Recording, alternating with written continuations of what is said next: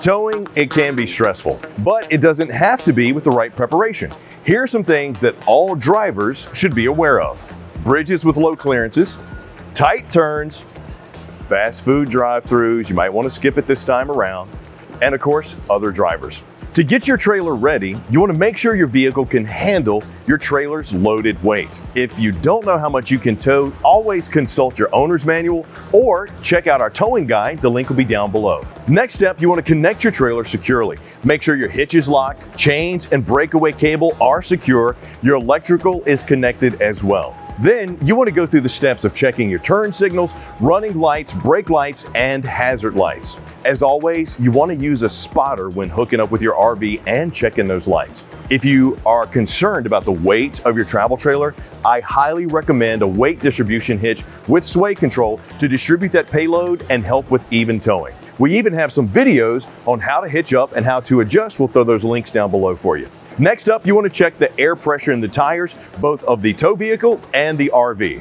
This is going to reduce the chance of blowouts and improve fuel economy. And as always, if you don't have a tire pressure monitoring system, now is the best time to put one on. Now, you want to be aware of your RV's size. If you need to, use mirror extenders to improve visibility when making lane changes and turns. And a pro tip here, take your RV to an empty lot and just practice driving it around. Make those wide turns so you can practice it, because when you're making turns on the road, you want to ensure that you're swinging wide to be as safe as possible. One of the main reasons why is because the arc of the swing. The arc of the trailer's rear bumper is going to be smaller than the arc of your tow vehicle's front bumper because of the distance and angle at which you're going to be turning. Another good thing to do, practice pulling into parking spots, both forward and reverse. You want to get used to backing up your trailer without the pressure of other campers watching you. And doing this practice is paramount. Go to an open lot, go to a big box store, wherever you feel safe and comfortable to practice it, that's going to be your best bet. Another nice little tip, make a little sticky note of how high your RV is and put it on your dash. So if you're driving near bridges or overpasses and it's too low, you'll know you might not want to go under that bridge. You also want to plan your route to avoid roadways with low clearance. An RV GPS can be very handy for this. And yes, it is different from the GPS that you have in your phone and even the stuff that you're going to have in the dash of your tow vehicle. It's specifically made for RVs and can even plot courses for you. Next is pretty common and pretty simple. You want to follow the basic RV road etiquette. Only use the left lane for turning, passing, or entering or exiting a roadway. On roads with no passing lane, pull over and allow vehicles to pass if there are 4 or more following closely behind you. It's okay. Trust me, it's absolutely okay. You don't have to rush to get where you're going. When you want to do a lane shift or do a signal, be sure to do that as early as possible, because that's going to alert other drivers that you're getting ready to move not 1, but 2 vehicles. You also want to follow all posted speed limits and traffic signals and use appropriate speeds. You're not speed racing to that campsite, so go slow. The most efficient driving speeds for towing are between 55 and 65 miles per hour. And a benefit of slowing down, you're going to improve the control of your RV, you get better fuel economy, less gear shifting around in transit, which means your transmission is going to last a little bit longer. And when it comes to braking, plan for 2 to 3 times more distance to stop your trailer. If you do the 1001, 1002 count, go ahead and do it up to 4 or maybe even 5. The faster you go, the longer it's going to take to stop. Now, what do we do if it gets windy? Well, crosswinds have a lot more effect than headwinds or tailwinds, and you want to steer gently into the wind to keep your trailer straight. If you're in an area that has wind warnings, be sure to heed those warnings. When it comes for inclement weather, check your weather app early and often during your trip. If you can plan it as close to when you're going to leave as possible, that's going to give you the most up-to-date weather information. Tune into AM radio stations for road alerts.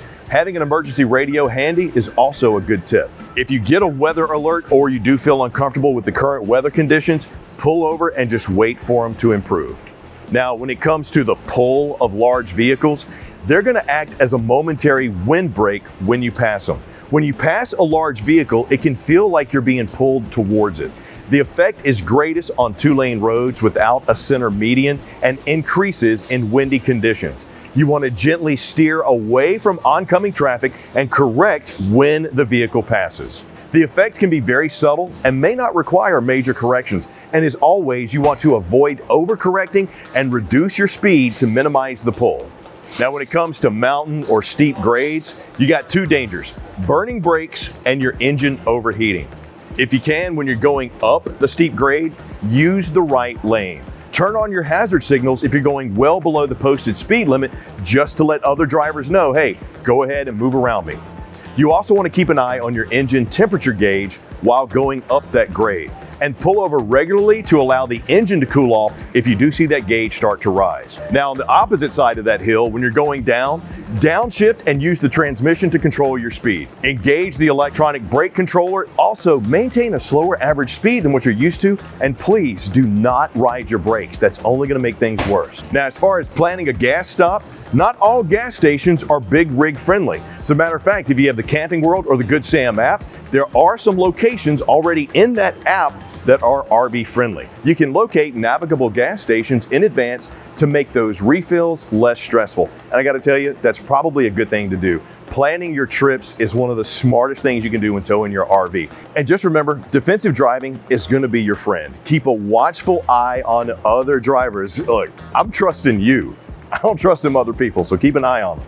It takes you longer to execute maneuvers in a travel trailer, so just keep that in mind. Moving over several miles before your intended exit is also smart. What do I mean by that? If you know your exit's coming up 2 miles away, go ahead and get over in that right lane. With the right preparation, a little practice, and diligence on the road, you'll be safe towing your travel trailer wherever you want. And as always, if you need any help or require any assistance, swing by your local Camping World or find more resources at rv.campingworld.com. And be sure to click like, subscribe, and notify so the next time we do one of these, you're the first one to get it. I'm Chris Young for Camping World. I hope to see you safely at the campground soon.